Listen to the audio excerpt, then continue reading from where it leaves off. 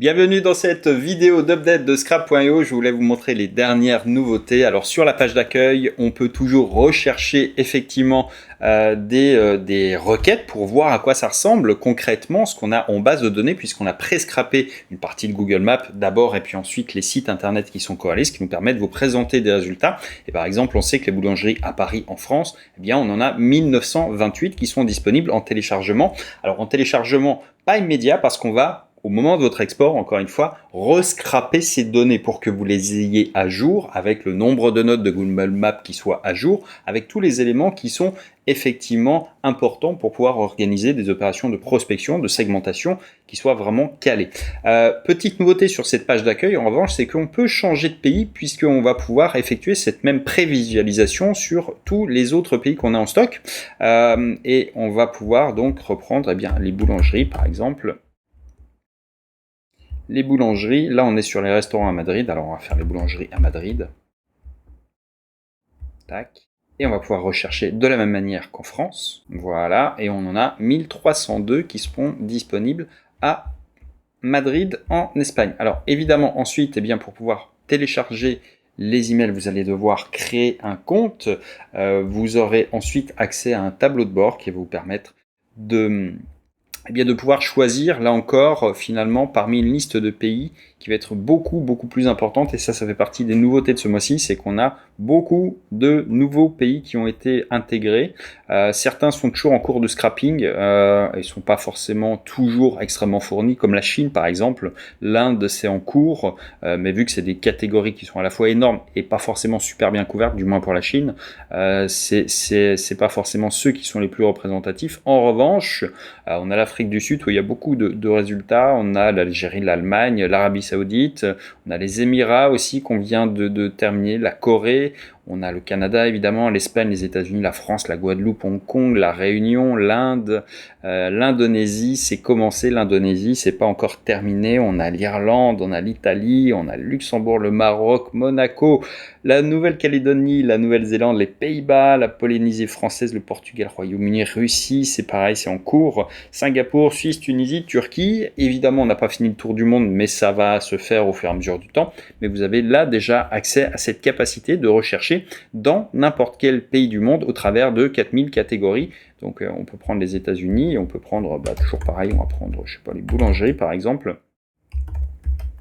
Et vous allez de cette manière-là pouvoir déjà sélectionner, vous voyez, quand on tape boulant, on a déjà boulangerie, grossiste en boulangerie, équipement pour boulangerie, donc on a accès à 4000 catégories, encore une fois, à peu près, et ensuite, on va pouvoir faire nos recherches partout dans le monde, à l'aide d'une catégorie et d'une ville. Là, on va prendre... J'ai aucune espèce d'idée où peut être à ville aux États-Unis. Enfin bref, peu importe, ça doit être une petite ville puisqu'on a 10 résultats. Et on a récupéré tous les États-Unis. Donc vous avez la capacité à rechercher parmi tous les États-Unis. Si on fait New York par exemple, ça devrait être sensiblement plus pertinent, j'imagine. New York. Voilà. Et là, les boulangeries à New York, on en a 708. Pour cette partie-là, voilà, on a également intégré de nouveaux forfaits qui vous permettent, par exemple, si et uniquement si c'est important et nécessaire pour vous, de pouvoir rechercher à l'échelle d'un département ou un équivalent de département, à l'échelle ou l'équivalent d'une échelle d'une région. Donc ça, c'est possible moyennant un forfait qui a été... qui est différent parce que ça demande beaucoup plus de ressources techniques.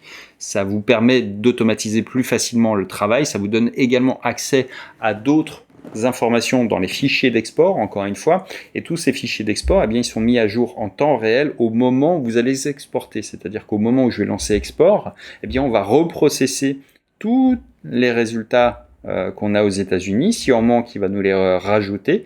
Il va remettre à jour toutes les infos qu'on a ici. Par exemple, là, on a les notes, on a les avis, on a des photos, on a quelques infos de segmentation. On a des données aussi, savoir s'ils ont un compte Instagram, Facebook, une chaîne YouTube, éventuellement Twitter. Enfin bref, voilà, vous avez compris le principe. Mais tout ça, en fait, on va le remettre à jour au moment où vous allez cliquer sur le bouton exporter. Et ça, c'est un truc qui est vraiment parfait pour organiser des opérations sur des données qui sont toujours à jour, puisque au moment où vous allez recevoir le fichier, eh bien ça va être dans les heures qui précèdent, suivant la taille évidemment. S'il y en a que quelques centaines, ça va aller relativement vite. S'il y en a quelques dizaines de milliers, ça va être plus long. Mais au moment où vous allez recevoir ce fichier, ça sera des informations qui sont complètement à jour, puisqu'elles viennent d'être remises à jour concrètement là au moment où vous le faites. Donc je vais vous le montrer. US Boulange, allez, on va se le mettre comme ça pour aller très vite. Hop. Décidément, j'ai deux mains gauches. Hop, exporter. Vous voyez qu'en fait, quand je fais ça, eh bien là, il nous lance, il est en attente et il va programmer le scrapping de tous ces éléments-là sur New York. Et là, il commence à passer les résultats. Donc là, ce qu'il fait concrètement, c'est qu'il est en train de visiter Google Maps pour extraire les données. Et en parallèle de ça, on a un autre process qui visite les sites pour aller récupérer les informations sur les sites. Donc vous avez avec ça quelque chose qui vous permet systématiquement d'avoir des données qui soient extrêmement à jour. Voilà pour cette vidéo de nouveautés. Donc concrètement, la page d'accueil où vous avez la possibilité d'avoir une preview sur d'autres pays. Et puis là, énormément de pays. On a plus de 80 millions de leads maintenant dans le monde qui ont été pré-scrappés, encore une fois. Donc ça vous donne déjà un aperçu qui est gigantesque de ce que vous pouvez toucher en matière de prospects. Voilà pour cette vidéo, vous trouverez tous les liens pour accéder à Scrap.io dessous cette vidéo évidemment, et on va se dire à très vite dans une prochaine.